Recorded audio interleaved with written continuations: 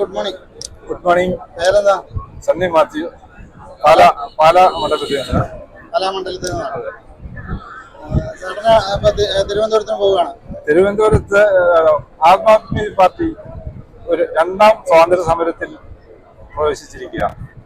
ഒന്നാം സ്വാതന്ത്ര്യ സമരം നമ്മള് ബ്രിട്ടീഷ് കൊളോണിയൽ ഭരണത്തിനെതിരെ ഇന്ത്യൻ നാഷണൽ കോൺഗ്രസിന്റെ നേതൃത്വത്തിൽ നടത്തി. അതിന്റെ സത്ഫലങ്ങൾ അനുഭവിച്ചുകൊണ്ടാണ് ഞാൻ തന്നെ ജനിച്ചതും ജീവിച്ചതും. പക്ഷെ ആ അംബേദ്കറും പട്ടേലും നെഹ്റുവും ഒക്കെ ചേർന്ന് തയ്യാറാക്കിയ ഇന്ത്യൻ ഭരണഘടനയുടെ ഭാവി ഇപ്പോൾ അപകടത്തിലായിരിക്കുന്നു. പുതിയ കേന്ദ്രത്തിലെ ഭരണം നമ്മുടെ ജനാധിപത്യത്തിനെ ഹനിക്കുന്ന രീതിയിലേക്ക് പൊയ്ക്കൊണ്ടിരിക്കുന്നു. 2024 ഇലക്ഷൻ അവസാനത്തെ ഇലക്ഷൻ ആയിരിക്കുമോ എന്ന് ശങ്കിക്കേണ്ട ഒരവസ്ഥയിലോട്ട് നമ്മൾ എത്തി. അപ്പോൾ നമ്മുടെ വരും തലമുറയ്ക്ക് വേണ്ടിയിട്ട് ഒരു രണ്ടാം സ്വാതന്ത്ര്യ സമരം നടത്തേണ്ട സമയമായി. നമ്മളാണ് മാറേണ്ടത്. നമ്മുടെ വരുന്ന തലമുറയ്ക്ക് വേണ്ടിയിട്ട് നമ്മൾ സ്വയം മാറിക്കൊണ്ട് അഴിമതിക്കൊക്കെ എതിരെ പോരാടാനുള്ള ഒരു സമരം. അതിന്റെ അഴിമതിക്കെതിരെ പോരാടുന്നവരെ ജയിലിൽ അടയ്ക്കുന്ന ഒരു സമീപനം ഇപ്പം കേന്ദ്രം എടുത്തിരിക്കുന്നത്. അതായത് അഴിമതിക്കെതിരെ നിന്ന കെജ്രിവാളിനെ അഴിക്കുള്ളിലാക്കി. ആ അവസ്ഥയ്ക്ക് നമുക്ക് വീണ്ടും പോരാടേണ്ടതുണ്ട്. തിരുവനന്തപുരത്ത് ഇതിനെതിരെ ഒരു പ്രതിഷേധ റാലിയും ഒക്കെ നടത്തുന്നുണ്ട്. അതിൽ പങ്കെടുക്കാനായിട്ട് പോകുന്നു. അത് രണ്ടാം സ്വാതന്ത്ര്യ സമരത്തിന്റെ തന്നെ ഭാഗമായിട്ട് തന്നെ വരുന്നു.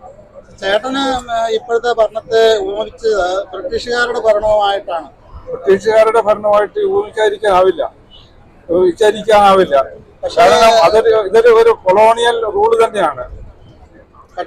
കൊളോണിയൽ റൂള് എന്ന് പറഞ്ഞാൽ ബ്രിട്ടീഷുകാരുടെ ഭരണം വന്നത് ഈസ്റ്റ് ഇന്ത്യ കമ്പനി കച്ചവടത്തിന് വന്നു.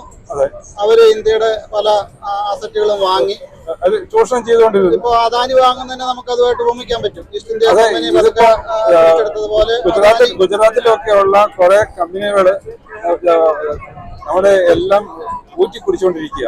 അതിനു വേണ്ടിയിട്ട് നമ്മുടെ ഭരണകൂടം ഒത്താശ ചെയ്തു കൊടുക്കുന്നു. അപ്പൊ ആ നിലയ്ക്ക് നമ്മള് സമരത്തിന് ഇറങ്ങിയേ പറ്റൂ. അപ്പൊ ബ്രിട്ടീഷുകാർ വന്നതുപോലെ ഇന്ന് ഗുജറാത്ത് ലോബി ഇന്ത്യയെ പിടിച്ചെടുക്കാൻ നോക്കുകയാണ് എന്നാണ് പറയുന്നത്. ഇന്ത്യയെ പിടിച്ചെടുക്കാനല്ല, ബ്രിട്ടൻ ഇന്ത്യയെ പിടിച്ചെടുക്കാനായിട്ട് ശ്രമിച്ചില്ല. അവരിവിടെ വേറെ കാര്യമായിട്ടൊന്നുമില്ല. നമ്മളെ ഭിന്നിപ്പിച്ച് നിർത്തിക്കൊണ്ട് മതപരമായിട്ടും ജാതിപരമായിട്ടും എല്ലാം ഭിന്നിപ്പിച്ച് നിർത്തിക്കൊണ്ട് സംഘടിക്കാതെ അവർ നോക്കി. നമ്മള് ആ ചൂഷണം ചെയ്ത് നമ്മൾ അറിയാതിരിക്കാനുള്ള ശ്രമം. ബ്രിട്ടീഷുകാർ നമ്മളെ എങ്ങനെയാണ് ഭിന്നിപ്പിച്ചതെന്ന് പറയുന്നത്? ഭിന്നിപ്പിച്ചെന്ന് പറഞ്ഞാൽ ഹിന്ദുക്കളെയും മുസ്ലിങ്ങളെയും തമ്മിൽ ഭിന്നിപ്പിക്കാനായിട്ട് പല തന്ത്രങ്ങളും അവർ പറ്റി. തമ്മിൽ അവര് യോജിക്കരുത്. ഇപ്പം ഒരു ഉദാഹരണം പറയാവുന്ന അല്ല, നമുക്ക് 1921 മലബാർ ലഹള ശരിക്കും അതൊരു വർഗീയ ലഹളയല്ലായിരുന്നു. അതിന് ബ്രിട്ടീഷ് ഗവൺമെന്റാണ് അതിനെ വർഗീയമാക്കിയത്. അവസാനം പട്ടിയെ ഓടിച്ച് കതച്ച് വായിക്കൂടെ നിറയും പതയും വന്നു കഴിയുമ്പോൾ അതിനെ പേപ്പട്ടിയാണെന്ന് നമ്മൾ കണക്കാക്കും. അതേപോലെ അവിടെ ഉണ്ടായിരുന്ന സാമൂഹിക പ്രശ്നങ്ങളും എല്ലാം കൊണ്ട് ഉടലെടുത്ത ഒരു പ്രക്ഷോഭത്തിന് ജന്മികൾക്കെതിരെ കുടിയാന്മാരും ഒക്കെ നടത്തിയ ഒരു മുന്നേറ്റം, അത് ജന്മിമാരും ഒക്കെ സവർണ ഹിന്ദുക്കളും കുടിയാന്മാര് മുസ്ലിങ്ങൾ വരുന്നതുകൊണ്ട് അതിനെ വർഗീയവൽക്കരിച്ചത് ബ്രിട്ടീഷ് സർക്കാരാണ്. അല്ല, ഈ ജന്മി കുടിയാൻ സിസ്റ്റം ഒക്കെ നമ്മുടെ ആർഷ ഭാരത സംസ്കാരത്തിന്റെ ഭാഗമായിട്ട് പണ്ടുകാലത്ത് ഉണ്ടായി ഒന്നുമല്ല. അല്ലാതെ ബ്രിട്ടീഷുകാർ കൊണ്ടുവന്ന ഒരു സിസ്റ്റം അല്ല. ആ ജന്മി കുടിയാൻ സമ്പ്രദായമൊക്കെ ലോകത്തിൽ എല്ലാ കാലത്തും ഉണ്ടായിരുന്നു. കഴിവുള്ളവൻ കഴിവില്ലാത്തവനെ ഭരിക്കും. അത് ഏത് കാലത്തും ഉണ്ടാവും. അല്ല, അപ്പൊ അതിന് ബ്രിട്ടീഷുകാരെ നമുക്ക് അത് കുറ്റം പറയാൻ അല്ല. ബ്രിട്ടീഷുകാര് ഇവിടെ ഒന്ന് ചൂഷണം ചെയ്തു എന്ന് പറഞ്ഞോളൂ. നമ്മളെ ഭിന്നിപ്പിച്ചിട്ട് അവർക്കെതിരെ നമ്മളെ ചൂഷണം ചെയ്യുകയാണെന്നുള്ളത് മനസ്സിലാക്കാൻ പറ്റാത്ത രീതിയിൽ നമ്മളെ മയക്കി കിടത്തിക്കൊണ്ട് അവര് ചൂഷണം ചെയ്തു. അതേ രീതിയിൽ ഇപ്പം പക്ഷേ ഇപ്പോഴത്തെ നമ്മുടെ മോദി ഭരണത്തെ എല്ലാവരും ഊഹിക്കുന്നത് അവര് ഹിറ്റ്ലറിന്റെ ഒരു പാതയിലാണെന്നാണ് പറയുന്നത്. ഹിറ്റ്ലറിന്റെ ബ്രിട്ടീഷ് ഗവൺമെന്റിന്റെ ആ പാതയോട് ഹിറ്റ്ലറിന്റെ പാതയും കൂടെ ചേർത്തു. അതായത് ഗീബൽസിയൻ തന്ത്രം, ഒരു കള്ളൻ തന്നെ പല പ്രാവശ്യം ആവർത്തിക്കുക. ഇവിടുത്തെ പൈതൃകത്തെ പറ്റിയും ഒക്കെ പുതിയ ചരിത്രങ്ങൾ എഴുതുന്നു. അപ്പം ഈയിടെ ഞാനൊരു വീഡിയോ കണ്ടു. ഇന്ത്യയിലെ ലോകത്തിൽ ആദ്യമായിട്ട് റെക്കോർഡ് ചെയ്യപ്പെട്ട സ്വരം സംസ്കൃത ഭാഷയിലായിരുന്നു എന്ന്. അതിലൊന്നും ഒരു സത്യവുമില്ല. അതിൽ നമ്മൾ അഭിമാനിക്കണമെന്നൊക്കെ പറഞ്ഞാണ് വലിയ ദീർഘമായ ഒരു വീഡിയോ. ആ രീതിയിലുള്ള പല ചരിത്രങ്ങളും മനുഷ്യന്റെ ഉൽപ്പത്തി ഇന്ത്യയിലാണെന്ന് പറഞ്ഞുകൊണ്ട് പല വീഡിയോകൾ ഇപ്പൊ ഇറങ്ങുന്നുണ്ട്. അതൊക്കെ ഹിറ്റ്ലർ പറഞ്ഞത് ആര്യൻ വംശം ലോകത്തിലെ ഏറ്റവും മികച്ച വംശമാണ്. അതെ, അതേപോലെ ഇവര് എന്താണ് മനുഷ്യന്റെ ഉൽപ്പത്തി തന്നെ ഇന്ത്യയിലായിരുന്നു, സംസ്കാരത്തിന്റെ സംസ്കൃതി ഉടലെടുത്തത് ഇന്ത്യയിലായിരുന്നു എന്നൊക്കെ പറഞ്ഞ് ഒരു കള്ളപ്രചാരണം തന്നെയാണ് നടത്തുന്നത്. അതായത് സയൻസ് ജനോം സ്റ്റഡിയൊക്കെ കൊണ്ട് കണ്ടിട്ടുള്ള ആ അറിവുകളെയൊക്കെ മറച്ചു വെച്ചുകൊണ്ട് ആ ഗവേഷണത്തിൽ തന്നെ പങ്കെടുത്ത ഒരു ഗവേഷകൻ തന്നെ ഗവേഷണ പ്രബന്ധത്തിൽ അങ്ങേര് ഒപ്പിട്ടു. പക്ഷെ അത് കഴിഞ്ഞിട്ട് അങ്ങേര് പ്രസംഗിച്ച് നടന്നത് അതിന് നേരെ വിരുദ്ധമായിട്ട് അവർ BJPക്ക് വേണ്ടിയിട്ട് ഉള്ള ഒരു പ്രചരണം. അതായത് ഈ സനാതന ധർമ്മം എന്നൊക്കെ പറയുന്നത് നമ്മുടെ എല്ലാ വിഭാഗം ജനങ്ങളെയും ഉൾക്കൊള്ളുന്നതല്ല. അപ്പൊ BJPക്കാരാണ് ലോകത്തിലെ ഏറ്റവും മികച്ച വംശം, അല്ലെങ്കിൽ ഏറ്റവും ബുദ്ധിയുള്ളവര്, ഏറ്റവും സംസ്കാരമുള്ളവര് എന്നാണ് അവര് സ്ഥാപിക്കാൻ നോക്കുന്നത്. BJPക്കാര് എന്ന് പറഞ്ഞാൽ അവര് മൊത്തം ഇന്ത്യൻ ജനതയെ ഉൾക്കൊള്ളുന്ന ഇതിലുള്ള ഒരു ഡൈവേഴ്സിഫൈഡ് ആയിട്ടുള്ള ഒരു ചിന്താഗതിയുള്ളവരല്ല. അവര് കുറച്ച് സങ്കുചിതമായിട്ട് കുറെ ഒരു വിഭാഗം, അവിടെ ഒരു ഭരണ വിഭാഗം ഡെവലപ്പ് ചെയ്തിട്ടുണ്ട്. അവരുടെ മാത്രമായിട്ടുള്ള ഭരണമാണ് വരുന്നത്. മുഖ്യമായിട്ടും ഗുജറാത്ത് മേഖലയിലുള്ള സവർണ എന്ന് പറഞ്ഞു കഴിഞ്ഞാല് ആദ്യത്തെ 3 കാസ്റ്റിൽ പെടുന്നവരുടെ, മുഖ്യമായിട്ടും 3ാമത്തെ കാസ്റ്റിൽ പെടുന്നവരുടെ ഒരു ഭരണമാണ് ഇപ്പം ഇവിടെ നടക്കുന്നത്. അപ്പോൾ ബ്രിട്ടീഷുകാർക്കുള്ള എതിരെയുള്ള നമ്മുടെ സ്വാതന്ത്ര്യ സമരം വിജയിച്ചു. പക്ഷേ ഹിറ്റ്ലറിനെതിരെ അങ്ങനെ ഒരു സ്വാതന്ത്ര്യ സമരം ജർമ്മനിയിൽ ഉണ്ടായോ? ഹിറ്റ്ലർക്കെതിരെ ഒരു സമരം നടത്താനുള്ള അവസരം കിട്ടിയില്ല. ഹിറ്റ്ലർ പെട്ടെന്നാണ് 10 വർഷം കൊണ്ട് ഹിറ്റ്ലറുടെ കാലം കഴിഞ്ഞുപോയി. അത് ജർമ്മൻ പാർലമെന്റ് കത്തിച്ചിട്ട് അത് കമ്മ്യൂണിസ്റ്റുകാര് ചെയ്തതാണെന്ന്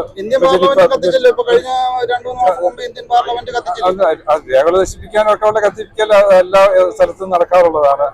അത് അവര് മാത്രമല്ല, എല്ലാവരും തന്നെ ചെയ്യുന്നതാണ്. അത് ഇവരും ആവർത്തിച്ചു എന്നുള്ളതൊക്കെ ഉള്ളു. ജർമ്മനി ചെയ്തതല്ല, പാർലമെന്റ് മന്ദിരം മൊത്തം അങ്ങോട്ട് കത്തിച്ചു. അത് കഴിഞ്ഞിട്ട് അത് കമ്മ്യൂണിസ്റ്റുകാരാണ് അത് ചെയ്തതെന്ന പേരിൽ കമ്മ്യൂണിസ്റ്റുകാർക്കെതിരെയുള്ള ഒരു മുന്നേറ്റമായിട്ടാണ് ഹിറ്റ്ലർ വരുന്നത്. ആദ്യം കമ്മ്യൂണിസ്റ്റുകാരാണ് ഹിറ്റ്ലർ നോട്ടമിട്ടത്. അതെ, അത് കഴിഞ്ഞിട്ട് ജൂതന്മാരെയായി. അങ്ങനെ ഓരോരുത്തരും ഇപ്പം ഇവിടെ തന്നെയാണെങ്കിലും മുസ്ലിങ്ങളെ ഇപ്പം നോട്ടിട്ടിരിക്കുകയാണ്. അവര് ഒതുങ്ങിക്കഴിഞ്ഞാൽ അടുത്തോട്ട് വരും. അത് അടുത്തതായിട്ട് ക്രിസ്ത്യാനികളുടെ നേരെ തിരിഞ്ഞതാണോ മണിപ്പൂരും എന്ന് സംശയിക്കണം. അതുപോലെ അവർക്ക് വടക്കുകിഴക്കൻ സംസ്ഥാനങ്ങളിലെ ആദിവാസികളെ പറ്റി ഒന്നും വലിയ ചിന്തയൊന്നുമില്ല. അവരൊക്കെ നമുക്കിവിടെ ഒരു അനാവശ്യ ഘടകങ്ങളെന്നുള്ള മട്ടില് അവർ പെരുമാറുന്നതായിട്ട് തോന്നിയിട്ടുള്ളത്. അവരുടെ ഡെവലപ്മെന്റിന് വേണ്ടിയിട്ടൊന്നും ഗവൺമെന്റ് ഒന്നും ചെയ്യുന്നൊന്നുമില്ല. കേരളത്തിന്റെ കാര്യത്തിലും കാര്യമായിട്ടൊന്നും ചെയ്യുന്നില്ല. തമിഴ്നാട്ടിലും ഒക്കെയുള്ള ജനവിഭാഗങ്ങള് കുറച്ചുകൂടെ ദ്രാവിഡ ചായ്വുള്ളവരാണ്. അപ്പം അവരെ അവഗണിക്കുക തന്നെയാണ്. വിദ്യാപർവ്വതത്തിന്റെ തെക്കോട്ടുള്ള ഭാഗത്തെ അവഗണിക്കുന്നതായിട്ട് തന്നെയാണ് കാണുന്നത്. അപ്പം ഞാൻ പറയട്ടെ, ഈ അവഗണിക്കുക എന്ന് പറഞ്ഞു കഴിഞ്ഞാലും പക്ഷേ ജൂതന്മാരെയൊക്കെ ഗ്യാസ് ചേമ്പറിലിട്ട് കൊല്ലുമായിരുന്നു. അതുപോലെ നമ്മളെ കൊല്ലാൻ സാധ്യതയില്ല. അല്ല, അതിനുള്ള സാധ്യതയൊന്നുമില്ല. അന്നത്തെക്കാലം അന്ന് ജനാധിപത്യം ലോകം മൊത്തം വ്യാപിച്ചിട്ടില്ല. എല്ലാം ഹിറ്റ്ലറിന്റെ, മുസോളിനിയുടെ ഇറ്റലിയും അതുപോലെ എല്ലാം രാജ്യങ്ങളിലും ജപ്പാനും ഒന്നും രാജാവിന്റെ ഭരണത്തിലുള്ള കാലമായിരുന്നു. ഇപ്പം വന്ന് എല്ലായിടത്തും തന്നെ ജനാധിപത്യമായി. എന്നാലും ശരി, ജനാധിപത്യത്തിന്റെ ഒരു പോരായികയാണ് ഇപ്പം ലോകമൊട്ടാകെ നടക്കുന്ന അക്രമങ്ങളും പല രാജ്യങ്ങളും നാശത്തിലേക്ക് പോകുന്നതും. ഈ ജനാധിപത്യ രാജ്യങ്ങൾ ഏതെങ്കിലും നാശത്തിലോട്ട് പോയതായിട്ടുണ്ടോ? ജനാധിപത്യം രാജ്യങ്ങൾ പോയാല് ഇപ്പം ഒരു ചെറിയ രാജ്യം വെനിസ്വേലയുടെ കാര്യം ഒന്നും നമുക്കറിയാമല്ലോ.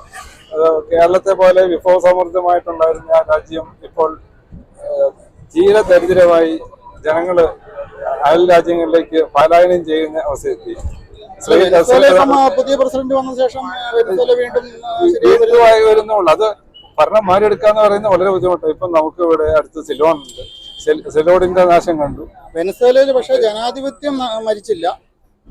കാലത്തെ ഒരു ഭരണം അല്ല അത് മൊത്തം ദരിദ്രമാക്കി. ഇപ്പം കേരളത്തിലെ ഭരണം എടുത്തു കഴിഞ്ഞാലും ആ കടക്കണിയിലായി കഴിഞ്ഞു കഴിഞ്ഞാൽ പിന്നെ എന്നും കടം വീട്ടാനേ പറ്റുള്ളൂ. നമ്മളൊരു കുടുംബത്തിന്റെ ഒരു വലിയൊരു ഫോമാണ് സംസ്ഥാനം, അല്ലെങ്കിൽ രാജ്യം തന്നെ. ഇപ്പം നമ്മള് ഇന്ത്യ പോലെ രാജ്യത്ത് അത് സംഭവിക്കില്ല. നമുക്കിവിടെ പേടിക്കേണ്ടിയിരിക്കുന്നത് ഇതൊരു മതേതര രാജ്യം അല്ലാതായി മാറുമോ എന്നുള്ള ആ ഒരു പേടിയാണ്. മതേതര രാജ്യം അല്ലാതായി കഴിഞ്ഞു കഴിഞ്ഞാൽ പിന്നീട് സംഭവിക്കുന്നത് എന്താണ്? നമ്മുടെ അയൽരാജ്യങ്ങളൊക്കെ മാതൃകയുണ്ട്. മതേതരമല്ലാത്ത ഒരു രാജ്യം പോലും വികസിച്ചതായിട്ട് കാണുന്നില്ല. ഇപ്പൊ ഇന്ത്യയുടെ ചുറ്റുമുള്ള രാജ്യങ്ങൾ നോക്കിക്കഴിഞ്ഞാല് അഫ്ഗാനിസ്ഥാന്, അതൊന്നും മതേതരമല്ല. ചൈന കമ്മ്യൂണിസത്തിന്റെ അത് ടോട്ടലിറ്റേറിയനിസം എന്ന് വേണേൽ വിളിക്കാവുന്ന. മ്യാൻമാറിലെ വർഗീയതയും ഒക്കെ വന്നു. നമുക്ക് ഇന്ത്യയിലെ ഒരു വർഗത്തെ പറ്റി എടുത്തു കഴിഞ്ഞാൽ എളുപ്പത്തിൽ ഒരാൾക്ക് മെരുക്കി ഭരിക്കാവുന്ന ഒരു രാജ്യമല്ല ഈ ഇന്ത്യൻ ഭൂഖണ്ഡം. ഒരു കാലത്തും ഒരു ആളിന്റെ കീഴിൽ വന്നിട്ടില്ല. അശോകനൊക്കെ ഭരിച്ചെന്നൊക്കെ പറഞ്ഞാൽ അതൊക്കെ ഇന്നത്തെ ഇന്ത്യ അല്ല ഭരിച്ചത്. പേർഷ്യൻ സാമ്രാജ്യങ്ങളുടെ കാലത്തും വടക്കേ ഇന്ത്യ മാത്രമേ ഉണ്ടായിരുന്നുള്ളൂ. തെക്കേ ഇന്ത്യ ഒന്നും ഇവരാരും കീഴടക്കിയിട്ടില്ല. തെക്കേ ഇന്ത്യ എന്ന ഗംഗയെ കൊണ്ട് ചോടൻ വെച്ചിരുന്ന രാജരാജ ചോടൻ ഗംഗ വരെ എത്തി എന്നേ ഉള്ളൂ. പിന്നെ നമ്മുടെ കിഴക്കുള്ള ദ്വീപുകളിലും അങ്ങനെ സാമ്രാജ്യം കേരളത്തിലും തൊട്ട് കൂടായികയും തീണ്ടലും അങ്ങനെയുള്ള അനാചാരങ്ങളും പലതായിട്ട് തിരിക്കലും ഒക്കെ ഉണ്ടായിരുന്നല്ലോ. അല്ല, അത് വേറെ. ഞാൻ പറഞ്ഞത് സാമ്രാജ്യത്തിന്റെ രൂപീകരണത്തിന് തെക്കൊന്നും വടക്കോട്ടും പോയിട്ടുണ്ട് കാര്യമായിട്ട്. പക്ഷെ ഒരിക്കലും ഈ ഇന്ത്യൻ ഉപഭൂഖണ്ഡം മൊത്തമായിട്ട് ഒരു രാജ്യത്തിന്റെ ഭാഗമായിരുന്നില്ല.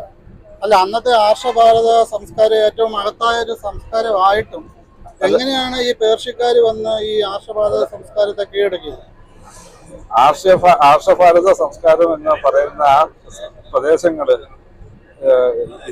തെക്കേ ഇന്ത്യയെ ഉൾപ്പെടുന്നില്ല. അത് ഏതാണ്ട് അഫ്ഗാനിസ്ഥാൻ, പാകിസ്ഥാൻ, ഇന്ത്യയുടെ വടക്ക് പടിഞ്ഞാറൻ ഭാഗങ്ങൾ മാത്രം ഉൾക്കൊള്ളുന്ന പ്രദേശമാണ്. അല്ലാതെ ബംഗാളിൽ വരെയൊന്നും ആ ഭാഗം എത്തിയിട്ടില്ല. അപ്പൊ മോദിയുടെ ഭരണം വന്നാലും നമ്മൾ തെക്കേ ഇന്ത്യക്കാർക്ക് പേടിക്കേണ്ടി വരില്ല? തെക്കേ ഇന്ത്യക്കാർക്ക് പേടിക്കേണ്ടി വരില്ല അല്ല, നമ്മുടെ ബ്രിട്ടീഷുകാരുടെ ഭരണം വന്നപ്പോൾ നമുക്ക് പേടിക്കേണ്ടി വന്നില്ല എന്ന് വേണമെങ്കിൽ പറയാവില്ല. അതുപോലുള്ള പേടിക്കേണ്ടാത്ത അവസ്ഥ വരുന്നുണ്ട്. കാരണം അവരുടെ കൊളോണിയൽ റൂളിൽ തന്നെയായിരിക്കും നമ്മളെ ചൂഷണം ചെയ്തുകൊണ്ടിരിക്കും. നമ്മള് ഉൽപ്പന്നങ്ങള് അവരവിടെ കൊണ്ടുപോയി കൂടിയ വിലയ്ക്ക് അല്ല, ഇപ്പൊ കേരളത്തിലും വിഴിഞ്ഞം തുറമുഖം ആയിക്കോട്ടെ, തിരുവനന്തപുരം എയർപോർട്ട് ആകട്ടെ, ഇതെല്ലാം അദാനി വാങ്ങിക്കഴിഞ്ഞു. അതെ. അതുപോലെ തന്നെ മണിപ്പൂരുമായിട്ട് ചിന്തിക്കുമ്പോൾ മണിപ്പൂർ നേരത്തെ BJP ഇല്ലായിരുന്നു. BJP ആദ്യത്തെ തവണ അവിടെ കുറച്ച് സീറ്റ് പിടിച്ചു. ഉടനെ തന്നെ മണിപ്പൂരിൽ ഒരു കലാപമാണ് ഉണ്ടായത്. അപ്പൊ അതുപോലെ ഒരു കേരളത്തിൽ ഒരു 2-3 സീറ്റ് കൂടെ പിടിച്ച് കേരളത്തിലും ഒരു കലാപം ഉണ്ടാക്കാൻ BJPക്ക് സാധിക്കത്തില്ല എന്നാണ് പറയുന്നത്. സാധിക്കും എന്ന് പറയാനാവില്ല. കാരണം കേരളത്തിലെ ജനങ്ങൾ കുറച്ചുകൂടെ മതേതര ചിന്താഗതിയുള്ളവരാണ്. ഇപ്പോഴും ഈ ഇത്രയും വർഷത്തെ BJPയുടെ പ്രവർത്തനത്തെ കൊണ്ട് 15% മേലെ വോട്ട് ഒരിക്കലും പിടിക്കാൻ സാധിക്കുന്നില്ല.